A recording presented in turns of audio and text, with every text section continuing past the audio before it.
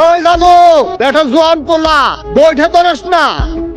আয় বইটা ধরি, বাইশ তো আয় বললো, আর মাত্র কয়েক মাস বাকি। হাইরে মাঝির পোলা, ঢোল বাজায় গাধা। কাল থেকে রশিদপুর মেলা, জব্বার চাচা সংবাদ পাঠাইছে, লাঠি খেলায় তোর ঢোল বাজার লাগবো। কোনো সমস্যা নাই, চাচারে কইও আমি রাজি।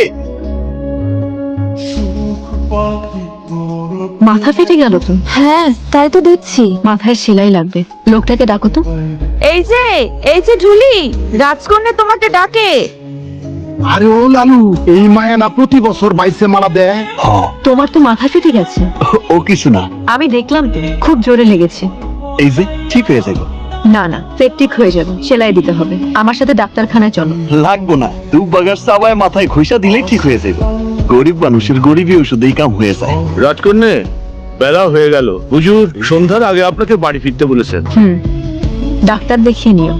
শোনেন, বাইশের দিন এইবারও আপনি কি ফুলের মালা দিবেন? দেবো তো। তুমি কোন জ্ঞান নৌকা চালাও? আমি না, ওরা চালায়, আমি চায়া চায়া দেখি। তাহলে ফুলের মালার কথা জিজ্ঞেস করছো কেন? আমার খুব মন চায় ওই মালাই না আমার মায়ের গলায় দেই। ওই মালা পেতে বাহাদুরি লাগে অনেক। অনেক? আমি তো যার তার গলায় মালা পরাই না, বাহাদুরের গলায় পরাই। তোমার ঢোল বাজানো শুনলাম, খুব ভালো বাজাও। আর শোনো, এই বয়সে মাকে নিয়ে ছেলে মানুষের মতো ভাবতে হয় না। যেটা পারবে না সেটা নিয়ে কখনো ভাববে না। ডাক্তার দেখিও। শোনেন, মারে নিয়ে আমি কখনো ছেলে মানুষের মতো ভাবি না।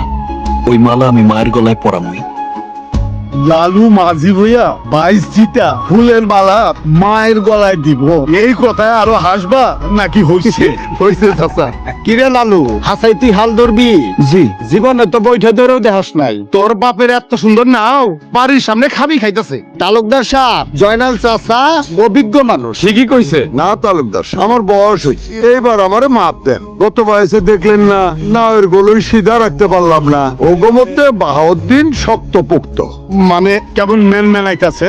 আরে মনে যার জুন নাই, হে বাইশের হাল ধরবো কেমনে? আমার মনে জোর আছে চাচা। জয়নাল, লালুরে তুই আর করতে পারবা? তালুকদার সাহেব, মনের জোর হইলো আসল কথা। লালু যখন সাহস করছে তখন ইনশাল্লাহ। গত 30 বছরে একটা পুরস্কারও আনতে পারি নাই, এইবার যদি আনতে পারোস 3 বিঘা ফসলি জমি দিলাম। বিঘায় বিঘায় শুধু জমি জমা থাকলেই তো আর হবে না, সেই জমিতে চাষাবাদও করতে হবে, ফসল ফলাতে হবে। গোলা ভরা ধান, গোয়াল ভরা গরু, পুকুর ভরা মাছ, ঘরে ঘরে কৃষকের হাসি, এটাই তো দেখতে আমি বড় ভালোবাসি। জি খন্দকার সাহেব, আপনার ভালোবাসাই তো আমাদের বাইচা থাকা।